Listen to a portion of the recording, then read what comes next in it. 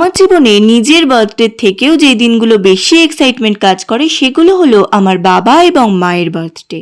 তো আজ ছিল আমার বাবার বার্থডে।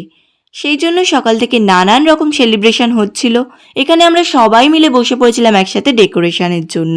আমার দিদিও এখানে ডিউটি থেকে চলে এসেছিল। তারপরে মোটামুটিভাবে সব কিছু হয়ে যাওয়ার পর আমি ঘরে গিয়ে একটু রেডি হয়ে নিচ্ছিলাম, জাস্ট হালকা করে একটু লিপস্টিক দিয়েছিলাম। তারপরে আমার বাবাও চলে এসেছিল আর আমার বাবার ভীষণ তাড়া, কারণ আমার বাবার ফ্রেন্ডসরাও সেলিব্রেট করবে, ওখানে যেতে হবে তাই। তারপরে আমরা তাড়াতাড়ি করে সব কিছু রেডি করে দিলাম। তারপরে সবাই মিলে একসাথে বসে বাবার কেক কাটিং করে নিয়েছিলাম। বাবা কেক কেটে একে একে সবাইকে খাইয়ে দিচ্ছিল, আমাকেও খাইয়ে দিয়েছিল, আমিও আমার বাবাকে খাইয়ে দিয়েছিলাম। এগুলোই তো মজা বলো।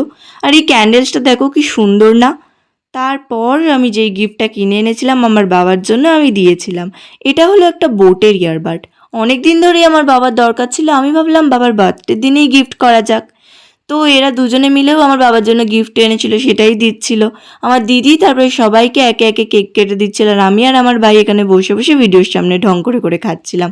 আমার বাবা চলে আসার পর সবাই মিলে একসাথে বসে পড়েছিলাম ডিনার করতে। রুমালি রুটি আর চিকেনটা আমার মা রান্না করেছে, ভীষণ সুন্দর হয়েছিল।